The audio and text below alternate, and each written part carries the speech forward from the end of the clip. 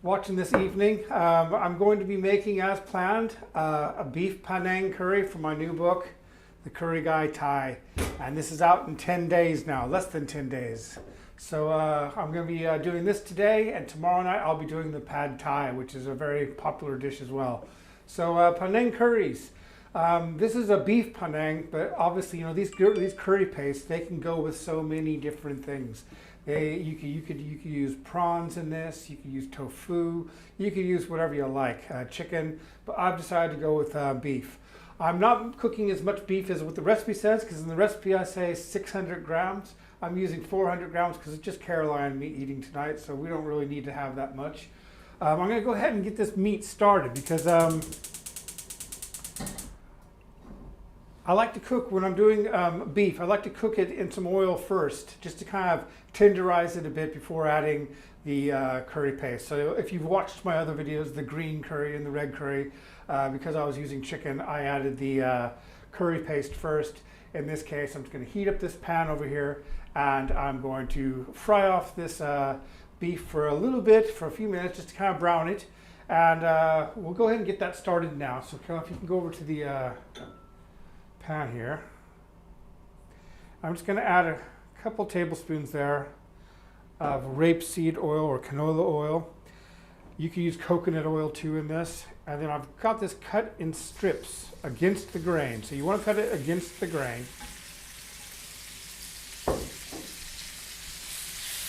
I'll give that a nice stir now. And we'll continue stirring this from time to time while I talk about what's in the paste.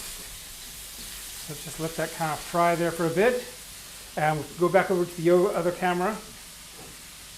I've got some homemade Panang paste here, right here. And this is the great thing about all these really famous Thai curries is you're not having to add a lot of different spices at different times during cooking. It's all in the paste. And if you get yourself some fresh ingredients, you're going to never be disappointed.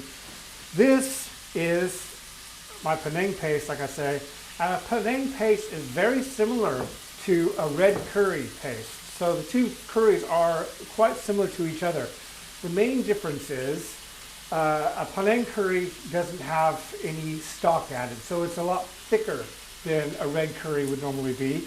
And also it has peanuts in it. And I did want to bring this up because the peanuts are what makes a Panang curry. Now I know that a lot of Panang curry paste that you purchase these days don't have peanuts in them. And that's because of people that are intolerant to peanuts. And it's just, you know, they want to make sure that it's safe to sell because it is a hidden thing. You don't always know what's going to have peanuts in it. So if you really like your Panang curries and you want to have them just like they are at the takeaway and you know, different Thai restaurants, you are going to want to make this paste. And just to tell you a little bit about what's in the paste, we've got some red chilies in there, we've got some galangal like the other ones, some shallots, some Thai, the leaves, what were you using? Lime leaves. Yeah, the lime leaves. All right, there we go. Some lime leaves, all that pounded in there, and then we've got this, you know, obviously garlic, and then we got these peanuts that we just mashed into this paste.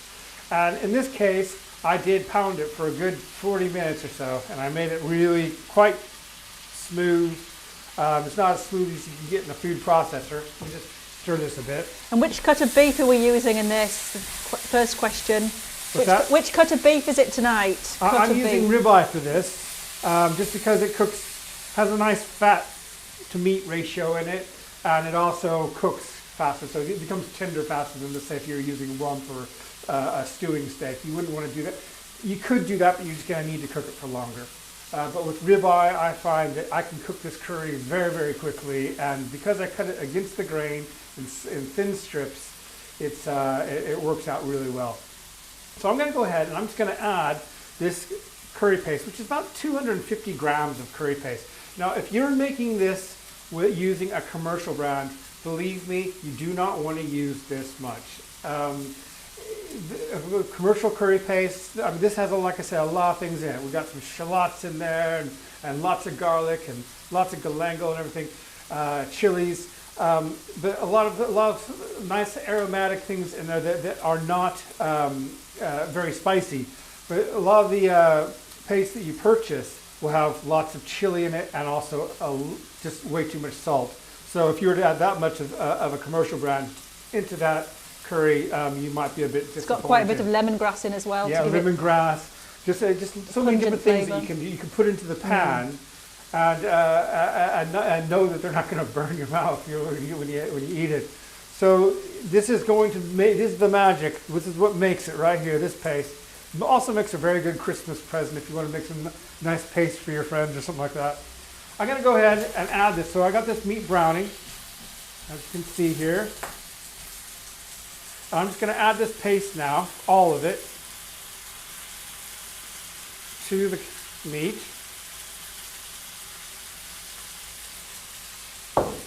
We'll give that all a nice stir now. All I want to do at this stage is coat it and obviously fry the. It's just like, you know, if you're making any curry and you want to fry off some onions or you want to fry off some shallots or whatever, you want to do that with your curry paste, your fresh curry paste. It just kind of tones it down a bit. I mean, obviously we got some garlic in there and stuff, and just by giving it a nice 30 seconds or so, maybe even a little bit longer, about a minute or so, of just sizzling with the meat, it just tones it down and gives it a nicer flavor. And as you saw before I actually added this paste to it, the meat was pretty much cooked through already. So now it's just going to become tender. And I'm going to go ahead now and add, this is some coconut milk, some fresh coconut milk. And did I just say fresh coconut milk? It's not fresh coconut milk. I'm sure I just opened a tin. Yeah, it's tin coconut milk. But anyway. Just got it off the coconut tree outside. Yeah, here in North Yorkshire, they're abundant. Got lots of them. So there we go. That's about 600 grams, so 1.5 tins of nice thick coconut milk. And I'm just going to stir that in there. We want to try and break down some of the lumps, but they'll break down anyway. And Steve's asking, can you substitute ginger for galangal? Yes, the answer is yes. And the thing is, the answer is yes and no, actually, because ginger and galangal are two completely different things. Even though they look kind of similar, and a lot of people do use ginger instead of galangal for Thai food. In Thailand, they use galangal, and it has a different flavor. So it's ginger is kind of a spicy, gives you a nice spicy hit when you eat it. It's sharper, whereas galangal is a little bit more subtle, and it has more of a woody texture to it, which is why you could just finely chop some ginger and put it into a pan, whereas galangal you'd really want to smash it all up because it just has this woody texture to it, and it also has more of a piney flavor. So to answer your question, yes, you could use ginger and it would still taste very good, but it wouldn't taste the same. Now, this we just want to kind of simmer down, and let's just let that simmer for a bit, Caroline, and I'll go over to this other camera again. I'm going to let that come up to heat and just simmer for probably about 5 minutes or so. And now we're going to get into the topic of vegetables. Now, an authentic Panang curry does not have vegetables. Lots of most Thai curries do have. You're not going to go out to a Thai restaurant and find a green curry without lots of vegetables in it, or a red curry, or a jungle curry, or anything like that. Panang curries normally do not have vegetables. I decided not to let that stop me because I like to have vegetables in a curry. So in my book, I actually add vegetables, but it is optional. You don't have to do that because it is really one of those you're just supposed to pour over some rice, not have any veggies. Kids love it because of the peanut butter flavor. I'll leave that one up to you. So I'm going to go ahead and I'm going to add some vegetables to this. And I really I don't want to add them too soon because I want them to be nice and tender, but I don't want them to be mushy at all. And the vegetables you use are really down to you. So in this case, I've used some baby sweet corn. I've used some mushrooms. I've got a couple of green bell peppers in there. and some asparagus. But as you're not supposed to add vegetables anyway, it really is down to you what you put in there. Leave it as it is and just finish off the curry or add your vegetables. So right now I'm going to go ahead and before I add the vegetables, we go back over here. We will be now. I had some sugar right here I was going to show, but oh well. Let's see. It's over there. Maybe. Anyway, I'll show a piece of it. That is palm sugar, and it usually comes in like little round or half balls. And I shaved it off here, so I just shaved a little bit. Now, Panang curries can be quite sweet. I don't like my curries really sweet, so I only add about a teaspoon, and I think in the book I say about a tablespoon. So it's really, one thing I do stress in the book is that you've really got to kind of find that medley of flavors that you like. You want to have some sweet, some savory. Michael was asking, are all Thai curries cooked in a wok? No, you can cook them in anything, just a frying pan, anything. So it's easy. I like cooking them in a wok because I think it works quite well. And then Luke's asking about galangal in a jar. I don't really like it that much, but at the same time, it's go for it. It's one of those things that if it does have a weird flavor to it or a weird aroma to it when you open it, it probably will cook off anyway when you cook the curry. But if you can get the fresh stuff, which it is available online, it's available at most like Chinese markets. Matt's asking what size wok is it? It's the Ken Hom wok, isn't it? Yeah, it's Ken Hom. Yeah. I don't know. I've never measured it. It's about seems to be quite a perfect size for 4 people. Yeah, it's about a foot across. So see that? It's just kind of thickening now, and that's what I want. I just want a nice... Thai curries are normally quite soupy, as is this one, but this one isn't as soupy as the rest. So I'm just letting that really cook down. I'm going to go ahead and add this sugar. So like I was saying, I want to add, you want to have for your own taste, a good mixture of sweet, savory, spicy, and sour. John's asking, is brown demerara sugar a good substitute for palm sugar? The light one would be, yeah, it would be. In fact, I've even used honey before when I couldn't get palm sugar. So yeah, it's just a matter of adding sweetness in some way. You could even use white sugar. I don't think you're going to notice a really big difference. Just I like to try and use what they use in Thailand. But really, you're just going for a sweet flavor. So I would say the closest thing to it would be honey or a light demerara sugar. So that's looking really nice now. It's getting quite thick. And I'm going to go ahead now and add those vegetables. And like I said, this is optional, but it's a nice option. I'm just going to stir those in there. And these are only going to take a couple minutes to cook, really. So we're just going to stir those all around in it. See how it's getting thicker now? That's the look you're going for right there. A nice thick sauce that when you put it over the rice, you drizzle it over the rice, and it doesn't go all over the plate. You can just like let the rice soak it all up. So nice. Okay, so to make this, to give this, I've put in some sugar for sweetness. I've got some, what did I do here? There's some salty shrimp paste which goes into the paste. That gives it kind of a sour flavor as well. I've got these, oops, that was falling there. I got these amazing slices of lime leaves. We just bought ourselves a lime tree. And it's lovely. Yes, it's the best thing we ever bought. So I'm going to put those in there as well. And then this fish sauce. Fish sauce gives it a nice savory flavor. And you got to be careful with fish sauce. I like it. I like it a lot, which is why I'm just sitting here to put it in there quite liberally. But you're going to want to try it. Try a little bit first.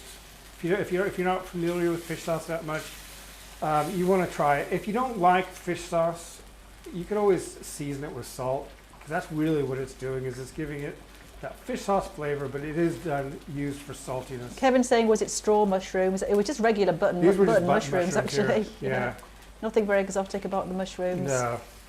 So there you have it, dinner in 10 minutes, literally. You know, we made this paste, this curry paste, probably 3 days ago. Just put it in the fridge, covered tightly, and now we're going to have... Can you use dried lime leaves? We've never tried dried lime leaves. We've used frozen, but never dried. I've used frozen. The dried ones, I've never bought them. I would imagine that they would be fine. And I would probably put them in water first, just kind of rehydrate them a bit. But the thing is, I wouldn't eat them. Whereas these, if I got one in my mouth, I'd eat it because it's good. It actually tastes quite nice. It's not just there to make the dish look nicer. They are nice. I'm gonna give this a try. All right, go back over. That. I mean, 10 minutes, literally 10 minutes. Yeah, it took some time to make this, but it really wouldn't take very much time to make this paste if you put it in a food processor and just blended it. You're going to get better results if you pound your paste. And if you're wondering where the paste recipe is, just go to my blog. I've got links up above or below, depending on where you're watching this video. And I've got links to the Panang curry, and there's also links to the paste itself. So if you want to give this a go before picking up the book, you could. It's all there for you. And I just wanted to demonstrate by doing these videos. I want to show you how quickly you can go and make a Thai curry that tastes just as good, if not better, than you're going to find at Thai restaurants or takeaways. It is done in an authentic way with the same ingredients, and it's really just a matter of throwing it together. You come home from work, and how long have we been on now, Caroline? Yeah, 20 minutes almost. Yeah, and a lot of that time I've been sitting here jabbing away and yes. talking.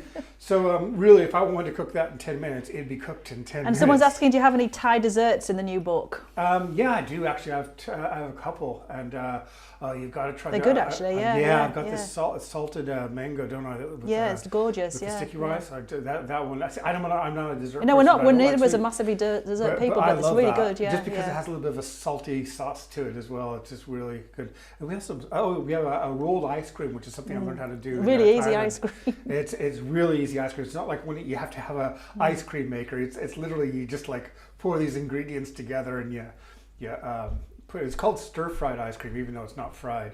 But sounds complicated, but it's not. It sounds complicated, but it's like so easy to do. And so that's another one. And I think we got a couple more in there as well. So Thai restaurants aren't really known for having a lot of desserts. Unlike when you go to Thailand and there's desserts everywhere, like really nice ones. I think it's because it's difficult to find all the ingredients over here. So they kind of stick to a couple, and I made sure to put them in there. Mark's asking, what do you serve that with? I'm presuming, what do we serve the I would serve curry this with jasmine rice. Definitely jasmine rice or sticky rice. So it's such a nice curry, and like all these things, you could spice it up even more. I put quite a lot of dried chilies in this paste, and also I think some fresh one in there as well. But if you make it one time and you think, oh, I want it to be spicier, well then you can put some more in there the next time, or you can take some out if you don't want it as spicy. All these things are going to be down to you and what you want to do with it. I kind of went towards the not so spicy, just so I don't blow people's head off when they try it for the first time. But this is something you can always change. And like if I wanted to have a little bit more spice in there, I could take something like I got over here.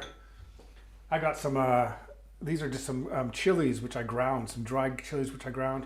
And I could put some of that, stir some of that in there, and it would be gorgeous, and it would just really spice up the dish. Well, Lee's asking, do we have a favourite Thai dish? And I think that probably leads you on to what tomorrow's is, because I think that's a lot of people's favourite dish. That's one of my favourites, actually, is, I do love a good jungle curry, or or a jungle curry, or a green curry, but I like the green curry because it's so spicy.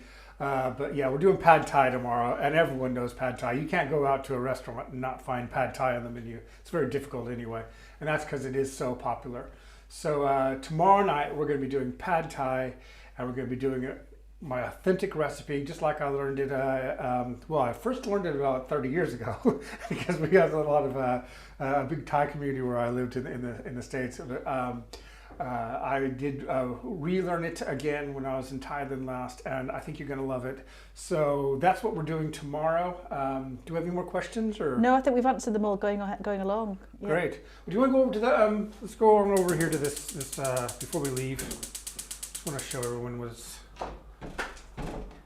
one more time, see what they can be making. Look at that, just nice and thick. It is really going to be, I mean, we're actually quite lucky. We're going to have a nice meal tonight, which I'm quite happy about. I do like to have good meals, and this is going to be a good one. There you go. Nice and thick, and the flavors are just right there. Perfect. Does look good. Yeah. So, there we are. All ready. So, thank you very much again for watching. And like I say, we're going to be here again tomorrow night, and I hope to see you there. And if you have any friends that you think might want to watch Pad Thai tomorrow, please let them know as well. And yeah, we'll see you tomorrow evening, hopefully. Thank you very much.